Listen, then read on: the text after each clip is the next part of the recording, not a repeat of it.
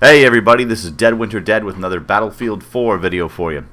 Today we're taking a look at the PKP Pecheneg. I hope I'm saying that right. I've heard some guys on YouTube joke and call it the PKP Pecheneg, but all joking aside, that's not really the way it's pronounced. I'm pretty sure it's called the Pecheneg. Now this isn't really going to be a review because I haven't really dug deep into the meat and potatoes of this weapon. I don't have a whole lot unlocked for it, and it seems like a lot of the really good stuff is unlocked via battle packs. So I'm just kind of running it with this kind of mix of just mishmash of stuff that I can just cobble together to try to make it better than just a butt-naked weapon.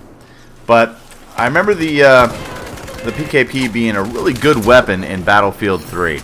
It wasn't one of my favorites. My favorite LMG in BF3 was the Bravo, the 240 Bravo. I used the Pecheneg a little bit, but not a whole lot.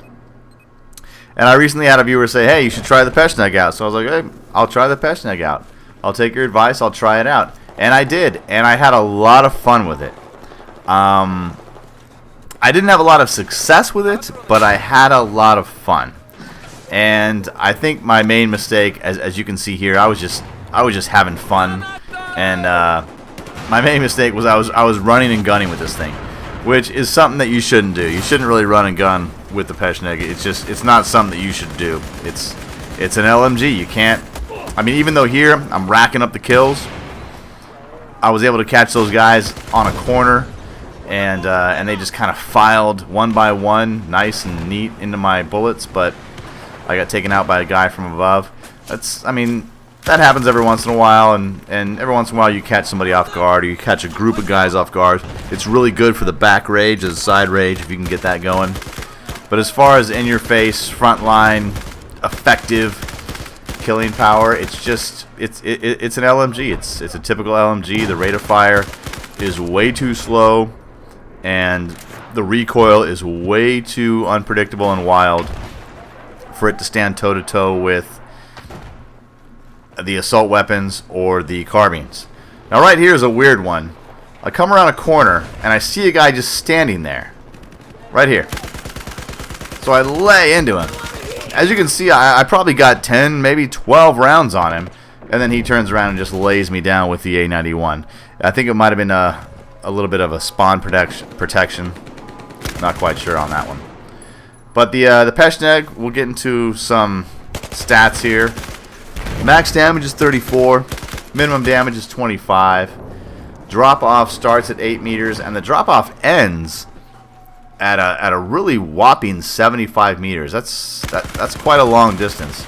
So you're maintaining a really heavy damage rate at a very, very long distance, which makes it really effective for medium or long range. Rate of fire is 600 rounds per minute.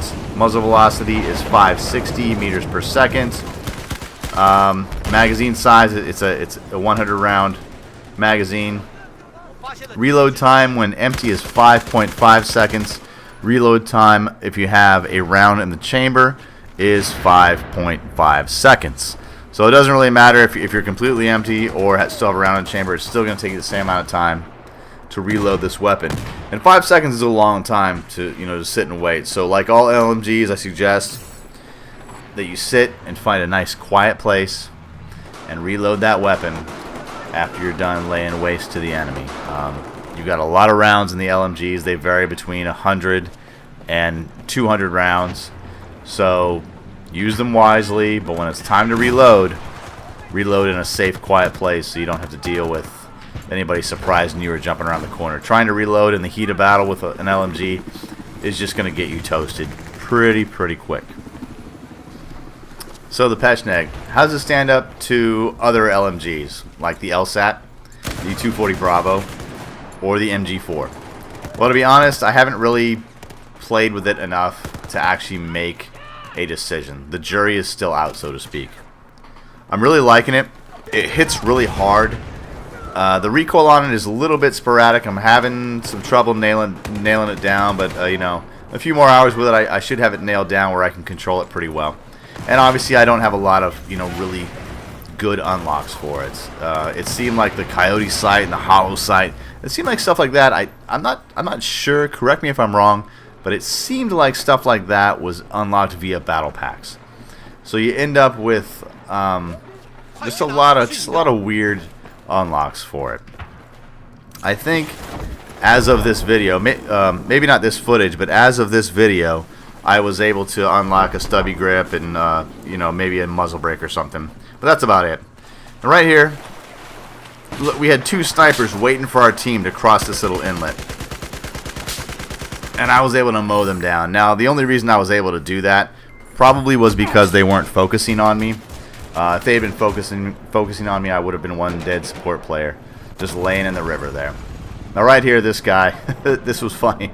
This guy got me with a FLIR, a 2x IR sight on a daylight map. Now, I got no problem with using the FLIR, you know, if you're trying to look through smoke or if it's a nighttime map. But some of these players that try to use the FLIR or use the infrared, you know, to be like all-seeing and see enemies in all types of environments. I understand that it's your game and you can play it how you want, but honestly, and not to offend anybody, it's kind of a bitch move. But there you go. You kill me with a FLIR, I kill you with a knife, so we'll call it even. But I don't know. You buy the game, you spend $60 on the game. That's cool, and you can play it however you want. I have no problem with that. But I tend to play Battlefield a little more. I don't know. I try to give myself a challenge. I like to be challenged, and I'm not going to use, you know, sights or weapons that are really, you know, kind of OP, especially in the beginning before everything's balanced. You know, you got these guys that'll run around and you know, shoot an RPG in your face, point blank range. You know, and that's kind of a bitch move, where you got guys that'll use the FLIR or the infrared on daylight maps, and that's kind of a bitch move. But those tools do have their place. But we'll talk about that later. Anyway, guys, I hope you like this this kind of initial look at the Pecheneg. My name's Dead Winter Dead. Thanks for watching.